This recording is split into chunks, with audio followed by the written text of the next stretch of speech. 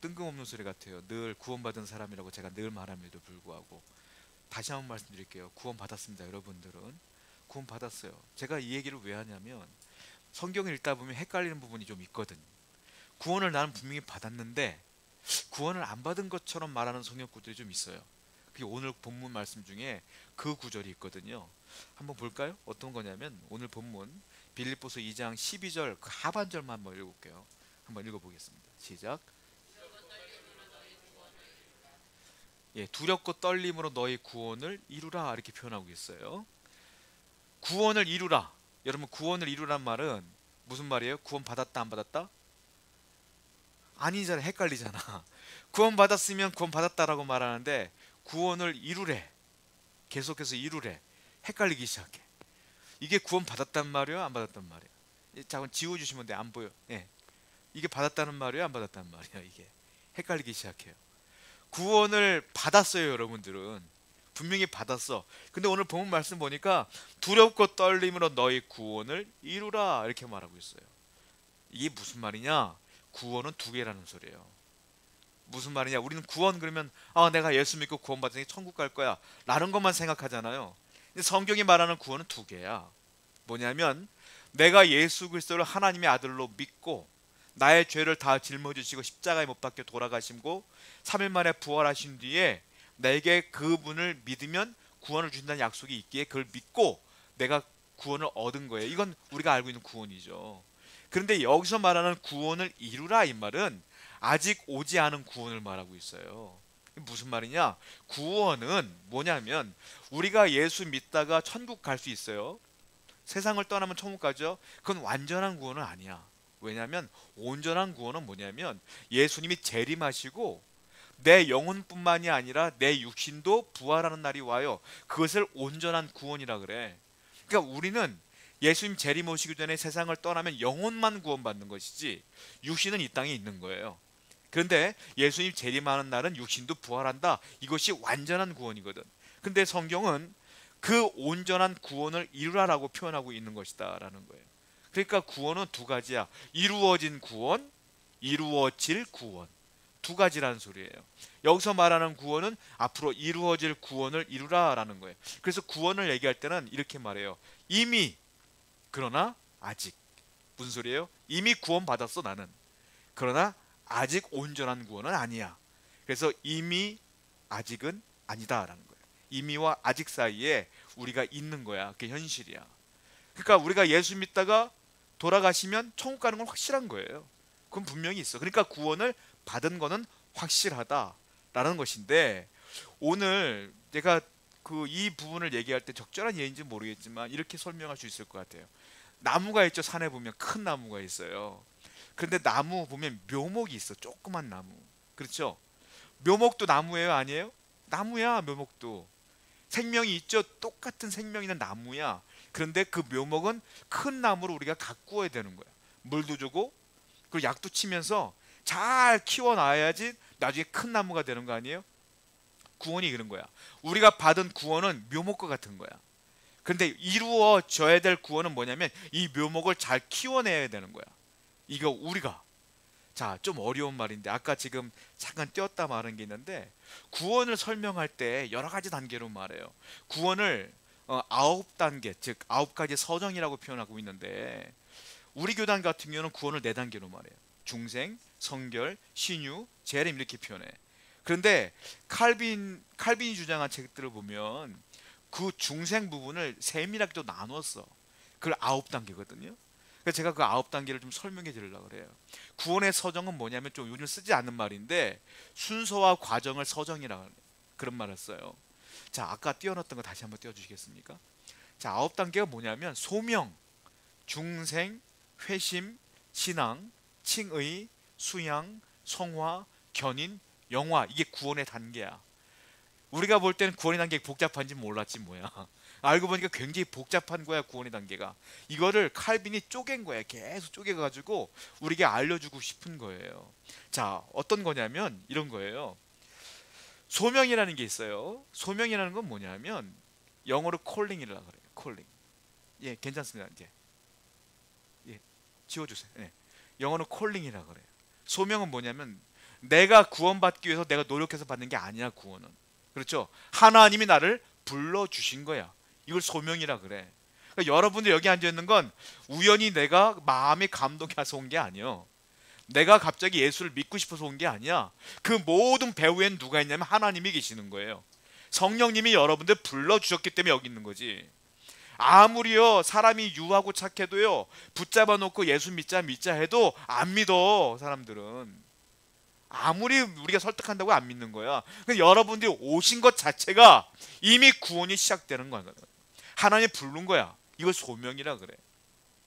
그 다음에 이루어지는 게 뭐냐면 하나님이 불렀으니까 중생이 이루어져요. 중생은 뭐냐면 내가 새롭게 태어났다는 뜻이야. 자, 새롭게 태어난 거예요. 여러분들은.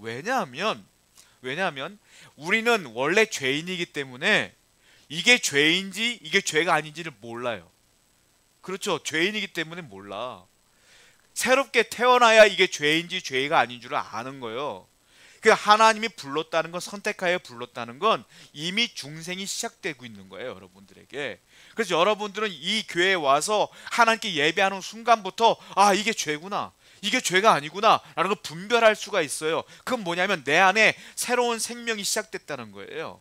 그 중생이라 그래. 그래서 이걸 깨달은 사람들은 어떤 일이 벌어져? 그 다음 단계가 있어. 그게 뭡니까? 회심이야. 이게 죄구나 라는 걸 깨달아야 죄를 회개하지. 죄인 줄 모르는 사람이 어떻게 회개할 수 있겠어요? 그러니까 여러분들은 하나님의 부르심과 동시에 중생이 시작된과 동시에 아, 이게 죄구나, 죄가 아니구나를 분별할 수 있는 생각이 생겨요. 그러면서 내가 죄구나라는 걸 깨달으면 회심하게 돼.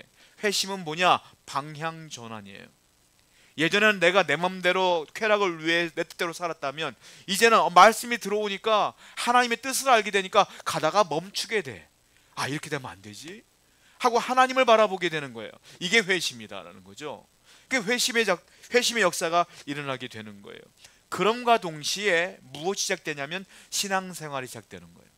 신앙이 뭐냐? 다른 말로 말하면 믿음이라 그래. 믿음 생활이 그때부터 시작된다라는 거예요. 내가 회심했을 때부터 믿음이 시작되는 것이지 회심하기 전부터 믿음이 시작될 수가 없어요. 여러분들이 하나님이 불렀기 때문에 믿음이 시작되는 것이다 라는 거예요. 이제부터 여러분들은 신앙생활을 하고 있는 거야. 믿음 생활을 하고 있는 것이죠. 그러면 그때서야 하나님께서는 우리의 믿음을 보시고 칭의하신다. 이신칭의. 뭡니까? 의인이 아니야. 그런데 하나님께서 얘들이 회심했구나, 내가 너희를 의인이라 칭해 줄게. 이게 칭의예요. 의인은 아닌데 의인이라고 칭해 주시는 거야.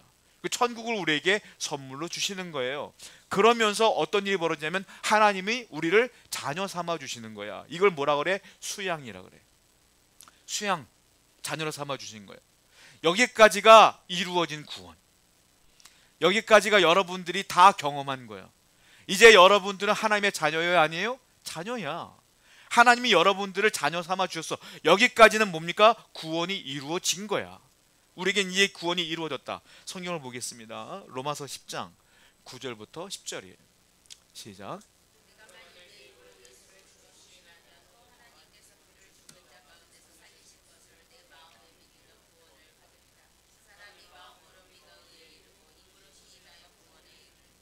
믿으면 구원을 얻으리라. 믿음이 뭐라 그래서 신앙을 갖게 되면 드디어 하나님이 우리를 자녀 삼아 주시면서 구원이 이루어지는 거다. 이 얘기를 쭉 하고 있는 거예요. 구원은 뭐냐면 건져내 주시는 거야. 내가 공부해서 내가 점수를 따는 게 아니라 구원은 그냥 건져 주시는 거예요. 물속에 빠진 사람을 건져 주는 거야. 여러분들은 그래서 구원을 내가 이룬 게 아니라 구원을 받은 거예요. 하나님이 건져 주신 거예요. 여러분들 불렀고 믿음이 생긴 나를 아들이라 불렀고 딸이라 부르신 거야. 그리고 하나님께서 우리를 구원해 주신 것이다 라는 거예요. 여러분, 세상 사람들은 입양을 했다가도 마음에 안 들면 파양도 해요. 그렇죠? 하나님은 우리를 절대 파양하지 않아. 우리를 하나님의 자녀 삼아 주셨으면 너 이것이 마음에 안 들어, 구원 취소, 이러지 않는다고. 그러니까 여러분들이 이미 구원 받았으면 이 구원은 끝까지 유효하다. 여러분들 세상을 살다 보면 죄 짓지. 죄 안 질 수가 있겠어요? 나부터도 그런데 여러분들 오죽하겠어. 얼마나 많은 죄를 짓겠어. 죄를 질 때마다 구원이 내가 구원받을 수 있을까? 이런 고민하잖아요. 마귀가 주는 말이야. 여러분들은 의인이 아니야. 의인이라 칭해 주신 것이지 그냥. 그러니까 하나님께서 너희는 죄인인 걸 알아. 근데 네가 예수를 믿고 나를 믿으니까 내가 의인이라 칭해 줄게 했기 때문에 구원은 취소가 되지 않는다는 거예요. 여러분들은 구원 받은 것은 확실하다라는 거예요. 분명한 것이라는 거예요. 그런데 여기까지 5단계인데요. 5단계가 우리가 볼 때 굉장히 긴 시간 동안 이루어질 것이다 라고 생각할 수 있지만 그렇지 않습니다. 어떤 분은 하루 만에 이게 다 이루어져. 예를 들면 이런 거예요. 어떤 분이 교회로 오셨어. 누구한테 전도받아서 오셨는데 오자마자 말씀을 듣는데 말씀이 비수같이 내 안에 꽂혔어. 그리고 내가 죄인인 걸 깨달아. 그리고 나도 모르게 콧물 눈물 다 흘리며 회개를 하게 되네. 그래서 하나님을 나도 모르게 아버지라고 부르게 돼. 이면 하루아침에 이분은 콜링부터 시작하여 수양의 날까지 다 이루어진 거예요. 그때부터 그분은 하나님의 자녀가 된 거지. 근데 어떤 분은 몇 년 걸리는 분들도 있어. 어떤 분이 교회로 오셨는데 설교를 들어도 맨날 졸리기만 하고 설교를 들어도 뭔 말인지 모르겠어. 그리고 교회는 열심히 다녀. 믿음이 안 생기는 거지. 이런 분들은 몇 년 뒤에 아니면 10년 뒤에 나중에 생길 수도 있는 것이지. 이런 분들은 그게 여러 단계에 오랫동안 걸리기도 해. 어떤 분은 단시간에 몇 시간 만에 이루어지기도 하는 거예요. 그래 이게 꼭 이게 한 단계가 몇 년 걸리는 게 아니라는 거예요. 우리는 다 이 단계를 다 거쳐서 하나님의 자녀가 됐다라는 것이죠. 자, 그런데 바울이 말하고 있는 너의 구원을 이루라 이 말은 지금까지 말했던 이 5단계를 말하는 게 아니에요. 뭘 말하는 거냐면 그 다음 단계를 말하는 거예요. 그 다음 단계가 뭡니까? 성화를 이루라 이 말이에요. 성화는 우리 교단에서는 성결이라고 하죠. 성결한 삶을 사는 거예요. 성화는 점진적인 과정을 통하여 평생 이루어지는 거예요. 왜? 우리는 절대로 성화될 수가 없어. 절대로 거룩해질 수가 없어. 그런데 우리는 계속해서 거룩해져야 가는 거야. 언제까지? 하늘나라 갈 때까지. 그래서 사도 바울이 말한 게 너의 구원을 두렵고 떨림으로 이루라 이 말은 이 구원 받은 것을 말하는 게 아니라 이 성화의 과정을 이루어 가라 라는 뜻으로 얘기를 한 거라는 거예요. 로마서 8장 29절입니다. 한번 읽어볼게요. 시작.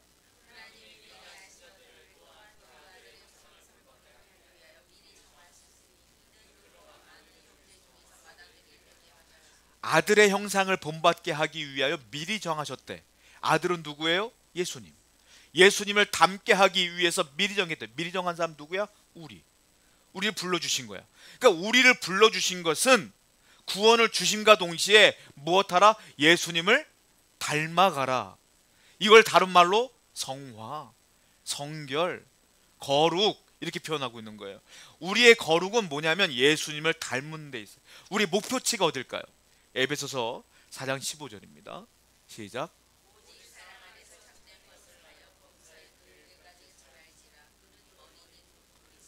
범사에 누구한테까지 알았지라? 그가 누구예요? 예수님. 우리의 성화의 목표는 누구냐? 예수님이야. 예수님을 닮을 때까지 거룩해져야 가는 거야. 그런데 예수님을 닮을 수 있어요? 없어요? 없어요. 절대로 100% 예수님을 닮을 수가 없어. 우리의 목표치는 예수님이지만 절대로 여러분 예수님이 될 수가 없어. 그러나 우리가 죄를 회개하며 또 회개하며 계속해서 닮아가려고 노력을 하라 이 말이야. 이게 뭡니까? 너의 구원을 이루어 가라라는 거야. 언제까지? 하늘나라 갈 때까지. 그것이 구원을 이루어가는 관계다는 거예요. 그런데 우리의 힘으로는 불가능해. 그래서 그 다음 단계가 있는 거야. 그 다음 단계가 뭡니까? 견인. 여러분 견인차 아시죠? 차 고장나면 견인차 끌고 가잖아. 견인이 뭡니까? 끌고 가는 거야. 누가? 성령 하나님이 나를 끌고 가는 거야. 성화롭게 살게 끌고 가는 거야. 내가 만약에 성령님이 내 안에 계시지 않으면 내가 죄 지으면서 회개 못해. 죄인지도 모르니까. 성령이 계속 말씀하시는 거야. 아들아 딸아 그 죄야. 하나님 말씀대로 살아야지. 내 양심에 소리친다고. 그때마다 내가 멈추게 되고 눈물로 회개하고 또 멈추게 되는 거예요. 그래서 어디까지? 하늘나라 갈 때까지 계속 견인해 가시는 거야. 그것을 성화의 과정이다라는 거예요. 자, 요한복음 10장 28절과 29절입니다. 시작.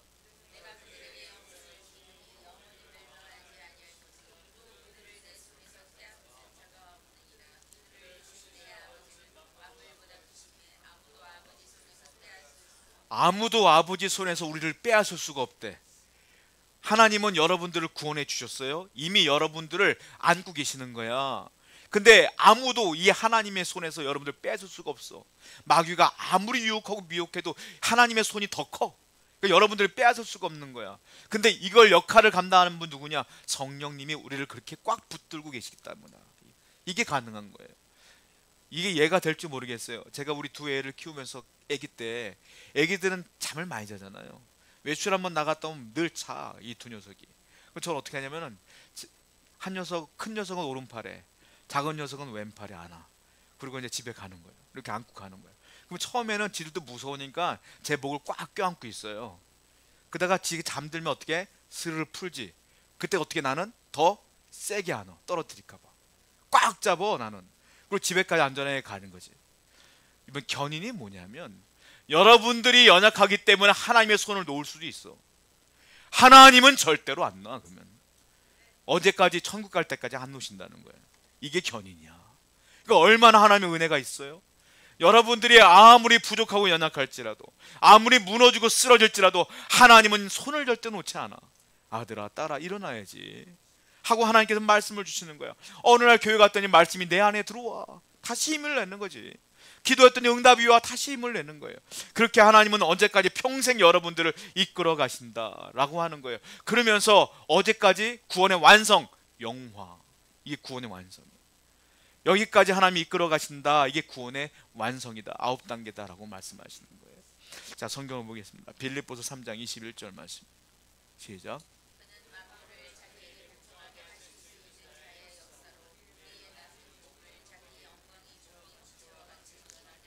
우리의 낮은 몸을 자기의 영광의 형체와 같이 변화시킨대. 영광의 형체는 뭡니까? 예수님이 부활하신 모습을 말하는 거예요. 부활체. 그럼 우리도 뭐한다? 부활한다. 우리의 육신은 땅에 묻혀 있겠지. 뭐 화장을 하던 매장을 하던 묻혀 있겠지. 어딘가에. 우리 영혼은 하늘나라에 갔겠지. 근데 그때가 되면 어떻게 된다? 우리도 또한 예수님처럼 부활한다 이 말이에요. 이것이 무엇이냐? 이것이 영화다. 아까도 우리 예배 드릴 때 사도신경 같이 고백했어요. 사도신경의 마지막을 기억합니까? 몸이 다시 사는 것과 영원히 사는 것을 믿사옵나이다. 몸이 다시 사는 것, 영원히 사는 것 뭐예요? 부활. 나도 예수님처럼 부활할 것을 믿습니다라고 고백했잖아요. 이것이 영화다, 구원의 완성이다 라는 거예요. 그러니까 이 구원의 서정을 시제별로 세 가지로 나눌 수가 있어요. 첫 번째, 과거적 구원이 있어. 아까 뭐라고 그랬어요? 과거적 구원은 소명, 중생, 회심, 또 뭐라고 해요? 신앙, 칭의, 수양. 여섯 단계네. 여기 5단계인가요? 6단계인가요? 여기까지 과거적 구원이 이룬 거야. 우린 다 구원 받은 거지. 미래적 구원이 있어요. 그게 뭡니까? 성화. 아니, 미래적 구원은 뭡니까? 영화. 영화는 이루어져야 되는 거니까. 자, 현재적 구원이 있어. 2개예요. 뭡니까? 성화, 견인. 견인은 하나님이 하시는 거야. 우리는 뭐 하는 거예요? 열심히 거룩하게 살려고 노력을 하는 게 우리의 책임인 것이지. 그러니까 여러분 중요한 게 있어요. 구원에서 제일 중요한 게 있어요. 그래서 현실적으로 여러분들 할 수 있는 게 뭐겠어요? 이미 여러분들은 과거에 구원을 받았어. 이미 예수를 믿음과 동시에 다 구원을 받았어. 그 여러분이 남아있는 게 있어요. 뭡니까? 현재적 구원이 남았잖아. 그게 뭡니까? 구원을 이루라. 거룩하게 살아라 이거예요. 구별되게 살아라. 그들과 다르게 살아라. 이게 여러분들에게 제일 중요한 거예요. 지금 예수 믿는 사람이라면 이제 예수 믿는 사람처럼 살아라. 하나님을 믿는 사람이라면 예수님 닮아가며 살아라. 이것이 우리의 현재의 사명이다. 이게 제일 중요한 거야. 과거는 끝났고 미래는 아직 오지 않았고 현재 우리가 할 수 있는 건 분별하며 사는 거고 구별되게 사는 것. 이것이 우리가 지금 해야 될 일이 아니겠느냐라는 거예요. 자, 성경을 보겠습니다. 본문 빌립보서 2장 12절입니다. 시작.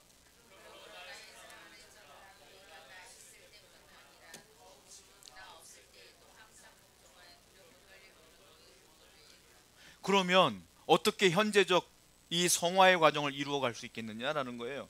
뭐라고 했어요? 사도 바울은 항상 복종하여 두렵고 떨림으로 너희 구원을 이루라 그랬어요. 근데 그 앞에 뭐라고 했냐면 나 있을 때뿐 아니라 더욱 지금 나 없을 때에도 항상 두렵고 떨림으로 구원을 이루라 그랬어요.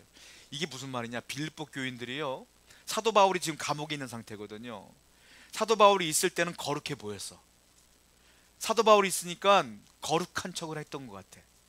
근데 사도 바울이 감옥에 있으니까 소문이 듣다 보니까 막 서로 비방하고 싸운다는 얘기 들은 거야, 바울이. 그러니까 바울이 뭐라고 말하냐면, 야, 나 있을 때뿐 아니라 나 없을 때도 거룩하게 살아야지 라고 말하면서 두렵고 떨림으로 복종하며 그렇게 구원을 이루어가라, 이 말이야. 근데 이게 무슨 말이냐면, 사도 바울이 있음과 동시에 없음과 동시에 중요한 것이 아니라 뭐냐, 뭐에 복종하라? 뭐를 두려워하라? 하나님의 말씀을 두려워하며 떨림으로 그를 지켜가며 구원을 이루어가야지 라고 말하는 거예요. 즉, 구원을 이루는 건, 구별되게 사는 건 여러분들이 말씀 앞에 서 있다는 생각으로 사는 거야, 늘. 그리고 말씀에 순종하며 말씀을 지키며 사는 것이 성결한 삶이요, 성화의 삶이요, 거룩한 삶이다라는 거예요. 간단하죠? 간단하지만 어렵죠. 말씀을 지키라, 이 말이에요. 말씀에 순종하며 살라, 이거예요. 결국은 그거야. 그러니까 하나님의 말씀에 순종하며 살 때 우리는 나도 모르는 사이에 거룩해진다라는 거예요. 근데 우리가 혼자 힘으로 가능하냐? 아니죠. 에베소서 2장 13절 그 다음 절이에요. 한번 읽어보겠습니다. 시작.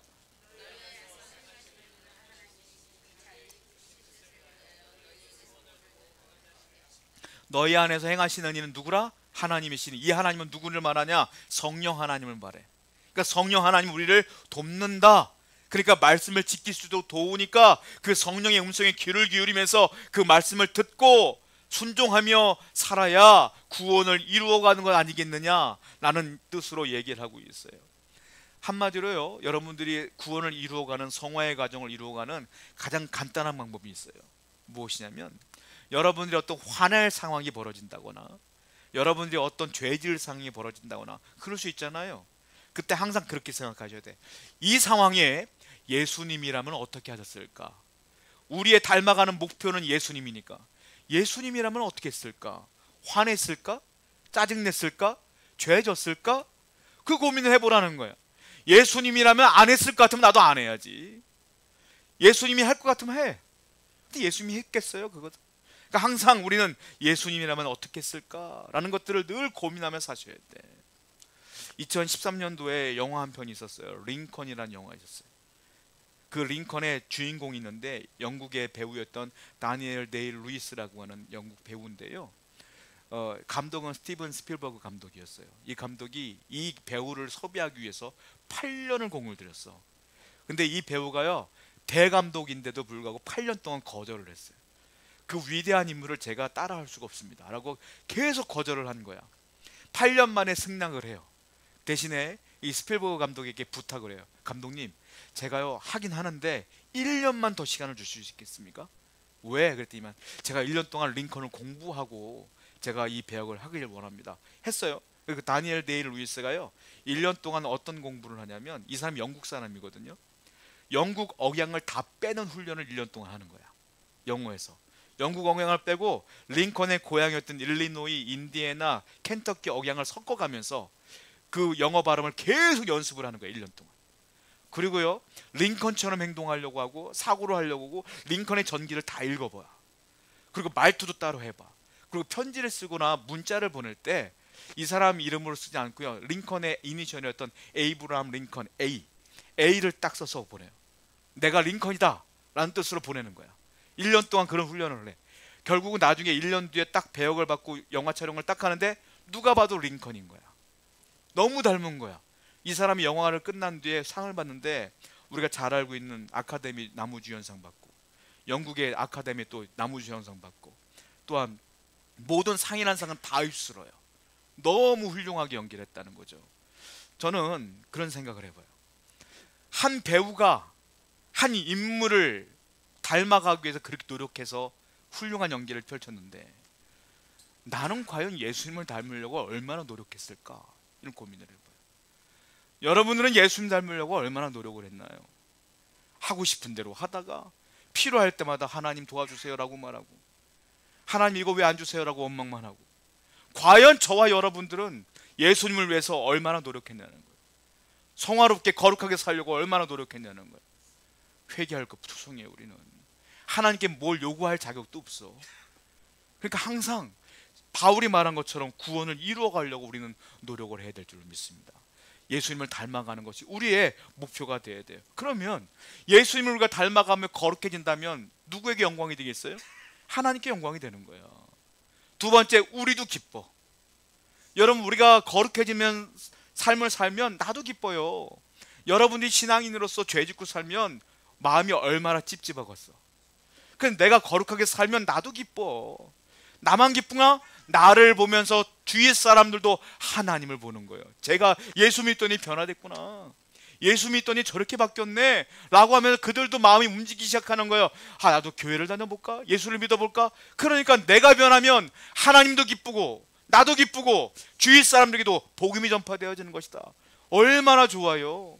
그러니까 이것이 구원을 이루어가는 것이 바울에게 우리에게 부탁한 부탁이 아니겠느냐라는 거. 여러분 생각해봐요. 천국이 좋겠어요? 이 세상이 좋겠어요? 믿음이 있는 분은 천국이 좋다고 말해요. 근데 왜 천국 안 가고 여기 있어? 우리 왜 안 가냐는 거예요. 하나님이 분명히 천국이 좋다고 성경에 써있는데 왜 우리를 안 데려갈까? 아니 바로 데려갔으면 좋겠는데, 고통 없는 곳으로 갔으면 좋겠는데 왜 안 데려갈까? 이유가 있어요. 성경을 보겠습니다. 마태복음 24장 14절입니다 시작.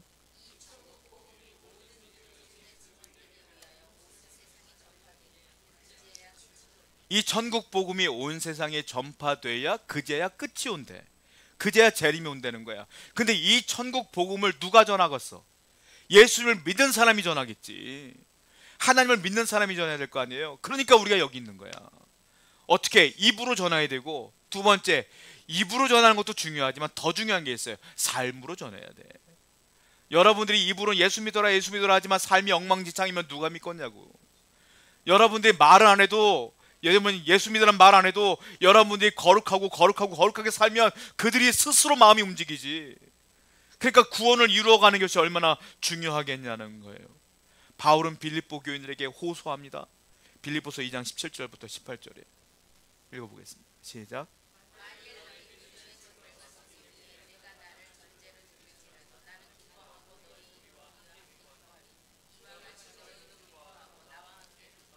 너희 믿음의 제물과 성김 위에 내가 나를 전제로 드릴지라. 전제는 뭐냐면 포도주를 제단에 붓는 거예요. 즉 사도 바울이 내가 제물이 되겠다는 소리야. 죽겠다 이 말이에요. 너희들의 거룩함을 위해서라면 내가 죽을 수도 있어.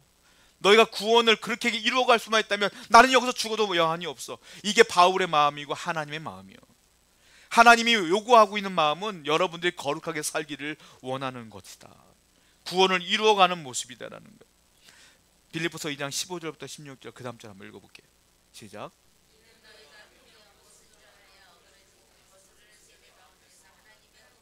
너는 세상에서 그들 가운데 빛들로 갔으니 생명의 말씀을 밝혀 바람질은 헛되지 아니하고 수고도 헛되지 아니하고 그리스도의 날에 내가 자랑할 것이. 16절에 보면 생명의 말씀을 밝혀 이렇게 표현하고 있는데, 하나님의 말씀을 밝힌다는 게 뭐냐면 너희들이 말씀대로 살면 하나님의 말씀이 드러나 이 말이에요. 우리가 거룩하게 살면 하나님의 말씀이 드러날 거 아니에요. 그러면 사람들이 그것을 보고 하나님을 발견하게 될 것이니라. 너희들이 그렇게 살아야 되지 않겠느냐라고 하는 거예요. 우리가 코로나가 한참 창궐할 때 제가 기억나는 사건이 있는데, 지면을 통하여 뉴스 지면을 통해서 제가 본 사건인데, 광주의 한 큰 교회 사건이에요. 그 큰 교회가 코로나 그렇게 창궐할 때에 선교 대회를 여는 거야. 선교 센터를 운영하고 대안학교를 운영하는 교회예요. 선교 대회를 여는데 2,000명이 모였어. 사람들이 막 말을 해요. 아니 하지 말라는데 왜 그러냐. 거기서 지도자가 하는 말이 웃겨요. 이건 굉장히 과학적인 것이다. 아무 일도 없을 것이다. 근데 무슨 일이 벌어졌어요? 거기서 확산됐어. 여러분 아무리 가게 잘 되는 가게도요, 코로나 때 다 방역 지침을 따라서 문 닫았거든. 그분들 다 망한 분들도 많아. 그런데 왜 교회는 안 닫았냐고. 왜 교회는 그렇게 욕을 먹어가요. 제가 기억나는 사진이 뭐냐면 그 교회 간판 있잖아요. 간판 옆에 성국 구절이 있었어. 사람들이 계란을 던져가지고 다 계란 투성이야. 거기 교회를 지탄하는 거지. 하나님을 욕하는 거지. 그렇게 살면 하나님이 욕을 먹어. 여러분들이 세상 사람들과 구별되고 거룩하게 살면 하나님의 영광이 드러나지만, 여러분들 뜻대로 내 마음대로 죄 짓고 살면 하나님이 욕을 먹는 거예요. 어떻게 살길 원합니까? 구원을 이루어가며 살아가는 우리 교회와 여러분 되기를 축원드립니다. 이번 주도 분노할 일이 있을 수 있어요. 화날 일도 있을 수 있어. 예수님이라면 어떻게 했을까 라고 고민하며 살아가는 여러분 되기를 축원드립니다. 기도하겠어요.